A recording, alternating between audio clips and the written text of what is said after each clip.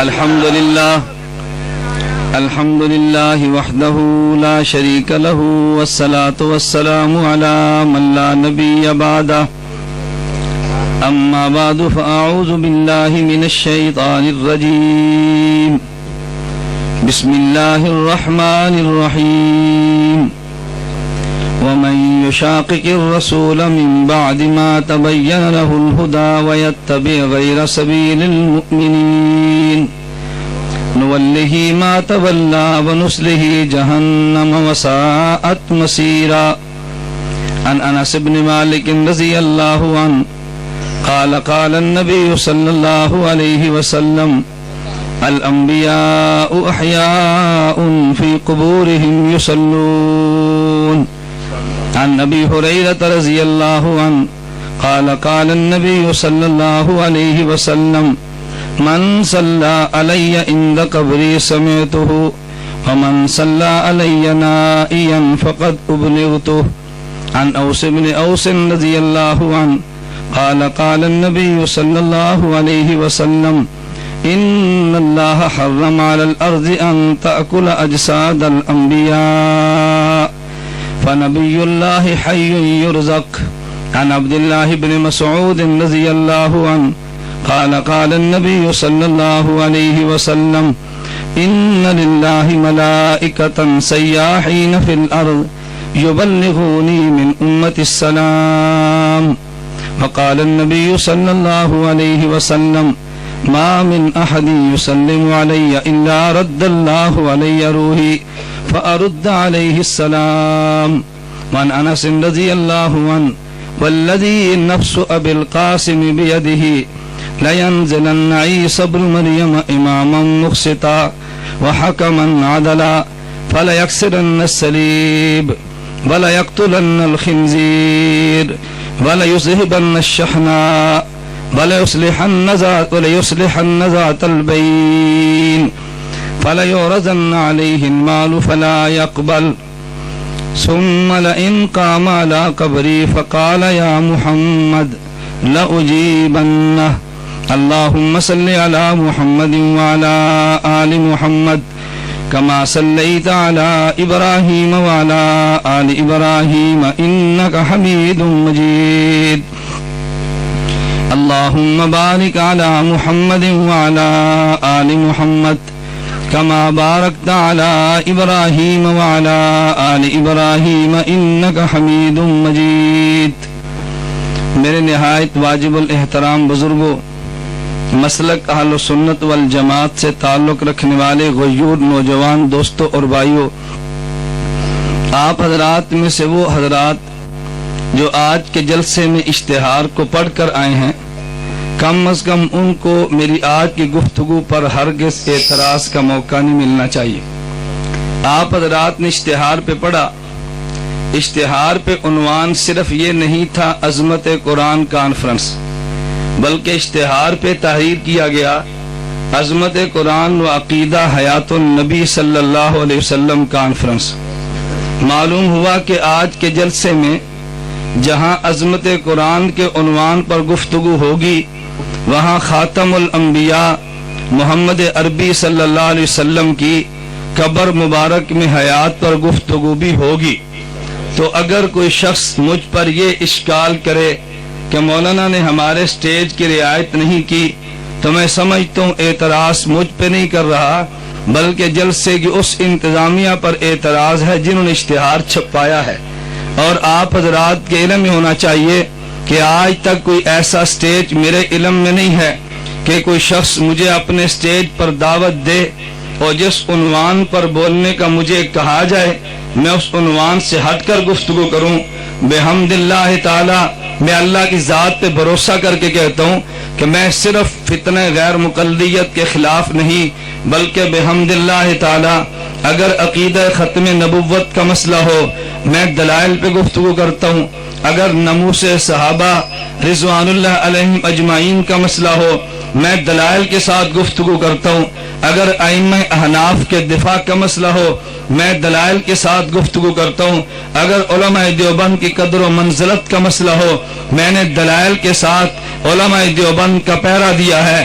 میں گزارش اس لیے کر رہا ہوں کہ میں صرف ایک عنوان پہ رٹی رٹائی تقریر کرنے کا قائل نہیں ہوں، میں ہر موضوع پہ بحمد اللہ تعالی بڑے شر و بست کے ساتھ مدلل اور مفصل گفتگو کرنے کی بحمد اللہ اہلیت رکھتا ہوں، لیکن مجھے جو عنوان سٹیج پر دے دیا جائے میں اس عنوان کی بلا وجہ نہیں بلکہ سوچ سمجھ کر پابندی کرتا ہوں۔ مجھے آج کے جلسے کی انتظامیہ نے یہ خود فرمایا کہ آج کے جلسے پر تمہارا عنوان نبی اکرم صلی اللہ علیہ وسلم کی قبر مبارک میں حیات پر گفتگو کرنے، لہٰذا میں آج کے جلسے میں عقیدہ حیات النبی صلی اللہ علیہ وسلم پہ گفتگو کرتا ہوں اور پیغمبر کی حیات کو ایمان سمجھ کر گفتگو کرتا ہوں، نبوت کی حیات کو مذہبی غیرت سمجھ کر گفتگو کرتا ہوں، خاتم الانبیاء کی قبر مبارک میں حیات کو میں علماء اہل سنت والجماعت کا اجماعی عقیدہ سمجھ کر گفتگو کرتا ہوں۔ یہ ان فروعی مسائل میں سے نہیں ہے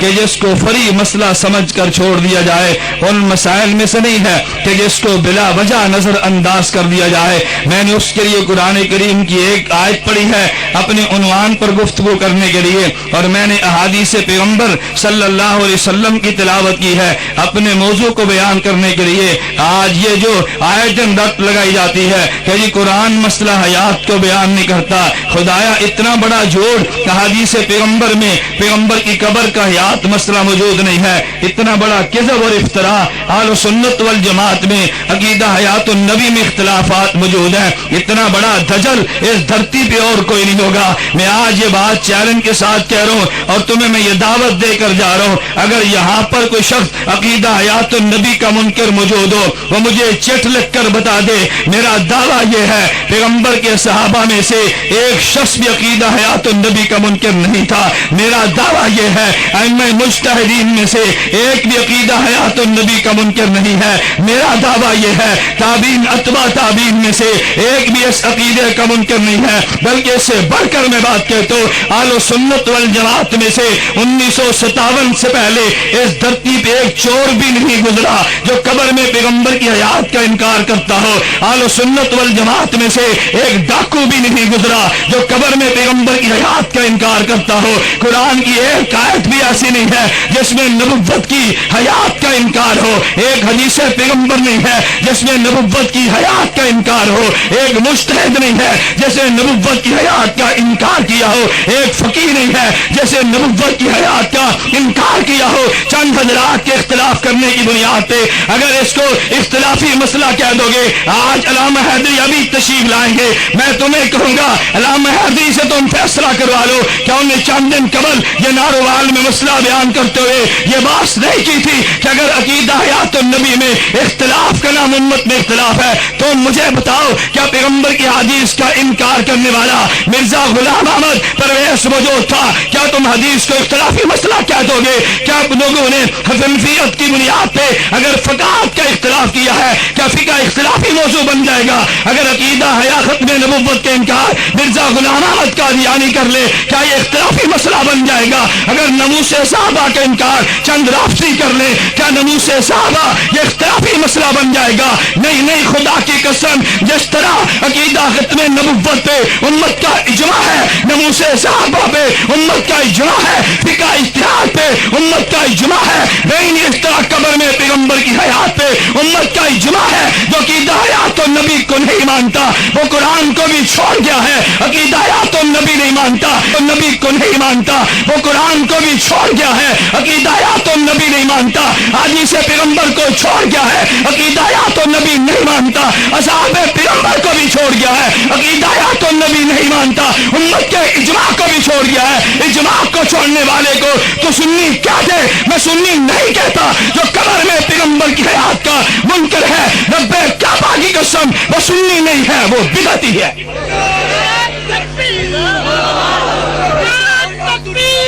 ایک منٹ، عقیدہ حیات النبی کا منکر تم بتاؤ سنی یا بدعتی ہے؟ بلند آواز سے اور بلند آواز سے، سنی یا بدعتی ہے؟ یہ کیا مانا جی پیغمبر کے حیات میں اختلاف ہے تمہیں کس بیوقوف نے کہا نبوت کی حیات میں اختلاف ہے؟ میں نے عرض کیا میری مجبوری یہ ہے کہ میں نے جلسے کی انتظامیہ سے عرض کیا تھا کہ میں نے ان کو تو وقت آئندہ جمعے کا دیا تھا، ان حضرات نے اچانک فرمایا ہم نے پروگرام کینسل کر کے جمعے کی بجائے جمعرات رکھ لیا ہے۔ میں نے خدمات شیخین کانفرنس گجرانوالہ امام اہل سنت شیخ سرفراز خان رحمہ اللہ کی یاد میں آج کانفرنس آپ کے علم میں ہوگا، حضرت صوفی صاحب رحمہ اللہ کی یاد میں آج کانفرنس ہے، چونکہ میں نے تفصیلاً گفتگو وہاں پہ کرنی ہے، میں نے ان سے معذرت کی تھی مگر ان کے حکم عمر میں تھوڑی دیر کے لیے آپ کی خدمت میں حاضر ہوں۔ میں بڑے اختصار سے بات لیکن مدلل بات کرنا چاہتا ہوں۔ تم میں سے جس کے میں کہتا ہوں اگر کسی نے ماں کا دودھ پیا ہے میرے دلائل کا جواب وہ دے۔ پیغمبر کی حیات پہ قرآن کی آیت لا تحسبن الذین قتلوا فی سبیل اللہ امواتا موجود ہے۔ پیغمبر کی حیات پہ قرآن کی آیت لا تقولوا لمن یقتل فی سبیل اللہ آیت موجود ہے۔ پیغمبر کی حیات پہ قرآن کریم کی آیت یا لیتکم یعلمون آیت موجود ہے۔ نبوت کی حیات میں قرآن کریم کی آیت وَلَقَدْ آتَيْنَا مُوسَى الْكِتَابَ فَلَا تَكُنْ فِي مِرْيَةٍ مِّن لِقَائِهِ یہ آیت موجود ہے۔ پیغمبر کی آیت پیغمبر کی حیات پہ الانبیاء احیاء فی قبورہم حدیث موجود ہے۔ نبوت کی حیات پہ من صلی علیہ عند قبری ارے حدیث موجود ہے۔ نبوت کی حیات پہ نبی اللہ حی یرزق ارے حدیث موجود ہے۔ نبوت کی حیات پہ ان للہ ملائکۃ سیاحین فی الارض حدیث پیغمبر موجود ہے۔ ارے پیغمبر کی حیات پہ لئن قام علی قبری فلئن قام علی قبری فقال یا محمد لاجیبن اجیبن ارے حدیث موجود ہے۔ پیغمبر کی ہدایت مبارکہ پہ یہی ایک حدیث رہی حدیث مبارکہ موجود ہے، لیکن اگر قرآن میں نص موجود نہ ہوتی، اگر پیغمبر کی حیات پہ حدیث مبارک موجود نہ ہوتی، ارے سنیو تمہارے اور میرے لیے بہت بڑی دلیل وہ موجود تھی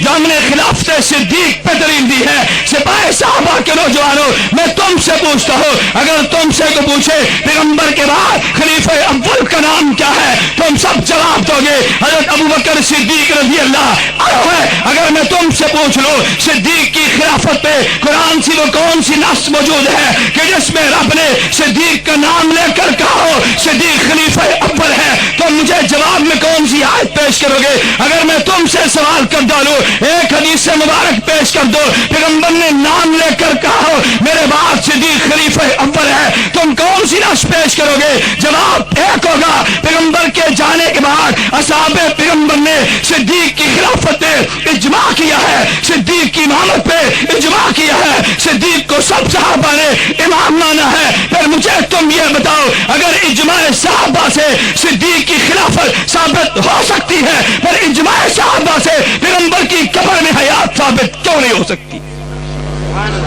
ہو سکتی ہے یا نہیں بھائی؟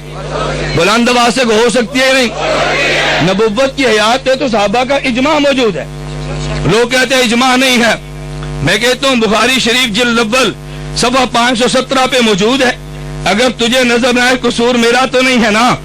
ارے اٹھا تفسیر امام فخر الدین رازی کی تفسیر کبیر سورہ کاف اٹھا لے۔ ابو بکر صدیق رضی اللہ عنہ دنیا سے جانے لگے تو صدیق نے وصیت کی ہے۔ آپ نے یہ سپاہ کے اسٹیج پہ بیان نہیں سنا؟ ابو بکر صدیق رضی اللہ عنہ نے یہ وصیت کی ہے کہ جب میرا جنازہ اٹھے تو پیغمبر کے روضے کے باہر میرا جنازہ سنا یا نہیں؟ میرا جنازہ اندر کب لے کر جانا؟ بولیے نا، اندر کب لے کر جانا؟ تو کیا صدیق کا عقیدہ تھا نبی قبر میں زندہ نہیں ہے؟ بولیے نا، صدیق کا عقیدہ کیا تھا؟ زندہ نہیں ہے۔ عمر بن خطاب کا عقیدہ یہ تھا تو زندہ نہیں ہے۔ پھر قرآن کی نص موجود ہے نا، اگر جانے والا وصیت غلط کرے تو بعد والوں کو بدل دینی چاہیے نا۔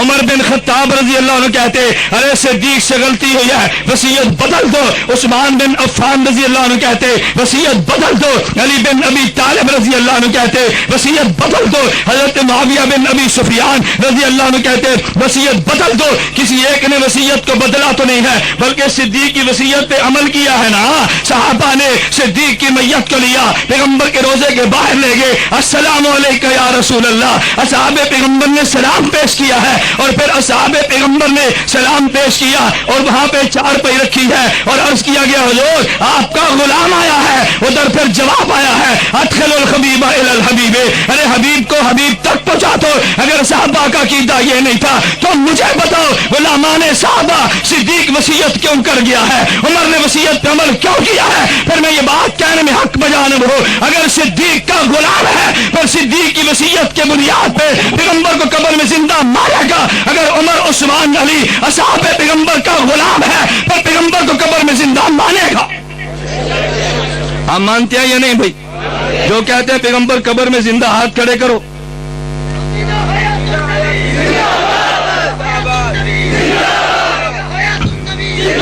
بلند آواز سے کو عقیدہ حیات النبی, اور بلند آواز سے عقیدہ حیات النبی, اور بلند آواز سے عقیدہ حیات النبی. عجیب بات ہے, ہمیں اپنے عقیدے کو بیان کرنے میں جھجک ہے. میں بات تمہیں کہ تو علامہ حق نواز جنگوی نے مواتیت کا آپریشن کیا کہ نہیں؟ کون نے کیا یا نہیں؟ حضرت علامہ ضیاء الرحمن فاروقی شہید نے کیا یا نہیں؟ تو پھر میں اگر کروں تو میں نے کون سی موقف کی مخالفت کی ہے بھائی؟ میں نے تو وہ بات کی ہے جو تمہاری قیادت نے کی ہے. اور علامہ حق نواز جنگوی کے مشن پر تم میں سے ایک فرد بھی وہ نہیں ہے جتنی جیل میں نے کاٹی ہے. کوئی تم پیش کر دو, میں نے اس پر تو 7 سال جیل کاٹی ہے. کیا میں اس مشن کا امین نہیں ہوں؟ میں نے تو چونگ ملٹے لٹک کر مار کھائی ہے. میں اس مشن کا امین نہیں ہوں؟ میں نے بحمد اللہ تعالی جنگوی کے موشقوں کو دلائل سے اپنایا ہے اور میں نے دلائل سے بیان کیا ہے. میں نے اس لیے کہا مجھے تم جو موضوع دو گے میں نے اس موضوع پہ گفتگو کرنی ہے. ناموس صحابہ کو بیان کرنا جنگوی کا مشن تھا, میں اپنا مشن سمجھتا ہوں. پیغمبر کی حیات کو بیان جرأت کے ساتھ کرنا علامہ جنگوی کا مشن تھا, میں اس کو مشن سمجھ کر بیان کرتا ہوں. میں نے اس لیے کہا اہل سنت والجماعت کا اجماعی عقیدہ یہ ہے کہ نبی قبر میں زندہ ہے. اور اجماع کے بارے میں آخری بات کہنے لگا, اللہ نے جو قرآن میں بیان کیا, مجھے کبھی یہ لوگ کہتے ہیں مولانا مماتی مانتے نہیں ہیں, یہ باس نہیں آتے. ہم نے کئی مرتبہ دلائل دیے. میں نے کہا باس کیسے آئیں گے؟ خالق نے خود قرآن میں اعلان کر دیا وَمَن يُشَاقِقِ الرَّسُولَ مِن بَعْدِ مَا تَبَيَّنَ لَهُ الْهُدَىٰ وَيَتَّبِعْ غَيْرَ سَبِيلِ الْمُؤْمِنِينَ, جو شخص اجماع امت کو چھوڑ دے نُوَلِّهِ مَا تَوَلَّىٰ وَنُصْلِهِ جہنم. اللہ قرآن میں اعلان کرتے ہیں میں اس کو 2 سزائیں دوں گا. نمبر 1 ہدایت کی توفیق نہیں دوں گا, نمبر 2 قیامت کے دن جہنم دوں گا. اجماع کے انکار کرنے والے کو رب نے 2 سزائیں دی ہیں. دنیا میں ہدایت نہیں ملتی, آخرت میں خالق جہنم دیتا ہے.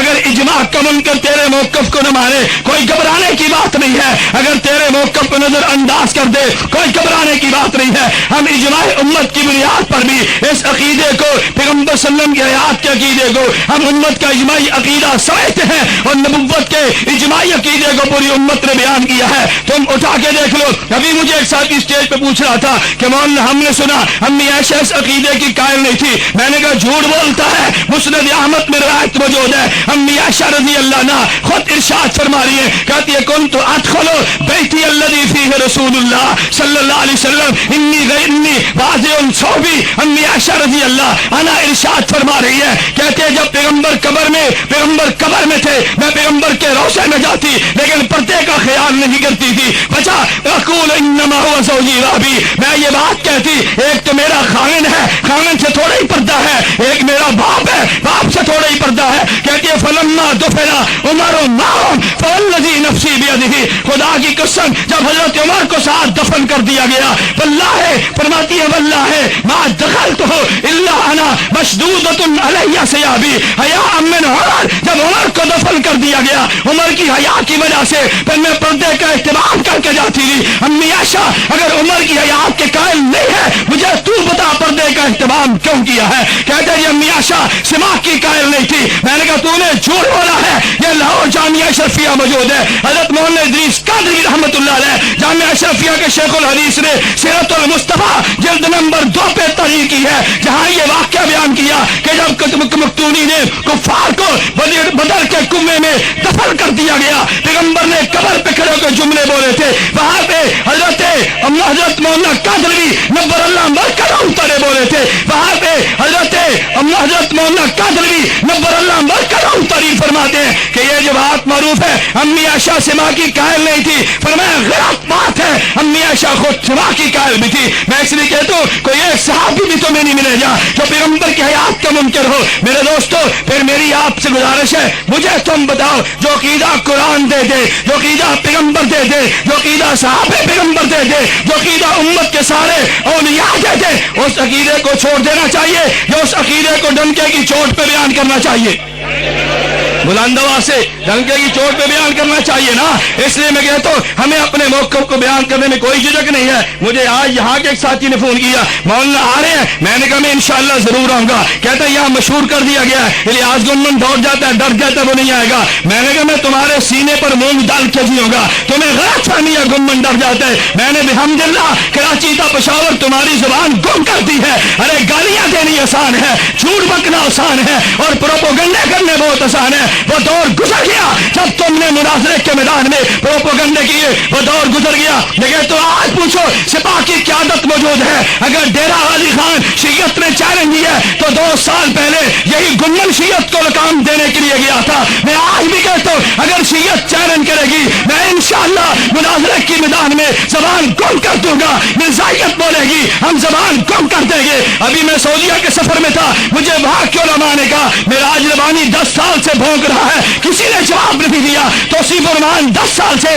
میڈیا پہ بھونک رہے، کسی نے جواب نہیں دیا۔ میں نے سعودیہ میں 8 گھنٹے کی طویل نشست میں ریکارڈنگ کرا کے آیا ہوں۔ جب میں مولانا تقی عثمانی دامت برکاتہم کو جب گزشتہ کل پرسوں مولانا تقی عثمانی دامت برکاتہم کو 1 بجے ملا، میں نے علماء سے کہا میں نے جدہ سے فوراً واپسی پہ جامعہ الرشید میں ناشتے میں میٹنگ کی ہے، میں نے 11 بجے جامعہ فاروقیہ میٹنگ کی ہے، 1 بجے علامہ تقی عثمانی صاحب سے دارالعلوم کراچی میٹنگ کی ہے، میں نے عصر کی نماز کو نیو ٹاؤن میں ڈاکٹر عبدالرزاق اسکندر دامت برکاتہم سے میٹنگ کی ہے، میں نے عشاء کے بعد گول مارکیٹ میں نے کراچی میں بیان کیا، اور صبح 11 بجے جامعہ اشرف المدارس میں نے مولانا کی مدد سے میٹنگ کی ہے۔ میں نے کہا سعودیہ میں نے اس حد تک زبان ان کی بند کر دی ہے، اور انشاءاللہ رب نے توفیق عطا فرما دی، ہم دلائل کی دنیا میں ہر اس زبان کو روک دیں گے جو پیغمبر کے خلاف اٹھے، ہر اس زبان کو روک دیں گے اصحاب پیغمبر کے خلاف اٹھے، ہر اس زبان کو روک دیں گے جو علماء دیوبند کے خلاف اٹھے۔ مجھے تم بتاؤ روکنا چاہیے کہ نہیں؟ روکنا چاہیے کہ نہیں بھائی؟ ایک منٹ نعرے چھوڑو، میں نے عرض کیا تم مجھے بتاؤ زبان روکنی چاہیے کہ نہیں بھائی؟ ہم نے مرزائیت کو فتنہ سمجھا ہے، ہم نے مودودیت کو فتنہ سمجھا ہے، ہم نے سبائیت کو فتنہ سمجھا ہے، تو ہم نے مماتیت کو بھی بلند آواز سے کہو نا، ہم نے مماتیت کو بھی بھائی غلط نظریہ تم بدل ڈالو نا، تم مجھے گالیاں دیتے ہو بدل ڈالو۔ میں نے کئی ایک مرتبہ کہا، میں آج پھر کہتا ہوں یہ میرا چیلنج ریکارڈ پر موجود ہے، میں آج پھر تمہیں کہہ کر جا رہا ہوں جو شخص عقیدہ حیات النبی کا منکر ہے، اہل سنت تو نہیں تھا، یہ بات تو موجود ہے، لیکن میں تمہیں دیوبندی نہیں مانتا، جو پیغمبر کی حیات کا منکر نہیں ہے وہ کبھی دیوبندی نہیں ہے۔ اگر تمہیں اپنے دیوبندیت پہ ناز ہے، میں آج بھی کہتا ہوں جاؤ اپنی جماعت کے لیٹر پیڈ کے امیر سے لکھوا کر لاؤ، جاؤ اپنی جماعت کے ناظم اعلیٰ سے لیٹر پیڈ پہ لکھ کر لاؤ۔ ہر آئے دن ایک کیڑا اٹھتا ہے اور یہ الیاس گنمن سے ہم سے مناظرہ، میں نے کہا تمہاری اتنی وقت نہیں ہے میں تمہیں جوتے کی نوک پہ لکھ سکوں، اپنی قیادت سے بات کرو، اپنی قیادت کو تیار کرو مناظرے کے لیے، میں تمہیں دن کو تارے نہ دکھا دوں، مجھے دیوبندیت کا بیٹا نہ کہنا۔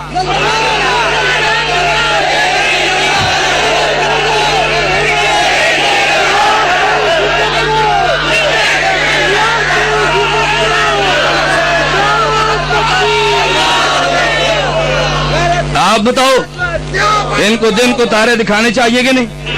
بلند آواز سے کو یہ کیا ہے دن ہم سے مناظرہ۔ مجھے کسی ساتھی نے پنڈی سے فون کیا، وہ چونکہ سپاہ کا ساتھی تھا، مجھے کہتے جی مولانا فلاں مماتے نے کہا مناظرہ نہیں کرتا، آپ کیوں نہیں کرتے؟ میں نے کہا علامہ حیدری دامت برکاتہم پنڈی میں آئے اور تمہیں وہاں شیعہ امام بارگاہ کا امام کہے حیدری کو مجھ سے مناظرہ کراؤ، تم کرا لو گے؟ کہتا ہے جی نہیں۔ میں نے کہا کیوں؟ کہتے ہیں حیدری تو بہت بڑے آدمی ہیں۔ میں نے کہا پھر میں اتنا چھوٹو کہ میں ہر ایرے گہرے سے مناظرہ کر لوں؟ ان کی قیادت سے کہو نہ کرے مناظرہ مجھ سے، کہو نا مجھ سے مناظرہ کرو، کیوں تم مناظرہ نہیں کرتے؟ تم آج تک جو فتوے بازی کرتے تھے تمہاری کیوں زبان گنگ ہو گئی ہے؟ آج کی ذیلی جماعت نکالی، کسی اور کو نکال دیا، ہم سے کرو ہم سے کرو۔ میں مثال دینے کے لیے تو کہتے ہیں کہ ایک آدمی تھا، وہ تھا تو ذات کا گھٹیا لیکن بادشاہ کی بیٹی کے شک کے دعوے کرتا، اور کسی نے کہا بیوقوف آدمی بادشاہ کی بیٹی تجھے نہیں ملے گی، تو کس چکر میں پڑ گیا؟ تجھے تو چوک چوراہے میں کھڑے کر کے بادشاہ جوتے مروائے گا۔ اس نے کہا الٹا لٹکا دے، یہ تو کہیں گے نا بادشاہ کی بیٹی کا عاشق تھا، ہمارا نام تو آ جائے گا۔ ان کو بھی پتا ہے ہم نے جوتے تو کھانے ہی ہیں, ہمیں یہ تو شہرت مل جائے گی نا. یہ بھی مناظر تھا. میں نے کہا یہ شہرت میں تمہاری حسرت بنا دوں گا, تمہیں نہیں ملے گی انشاءاللہ.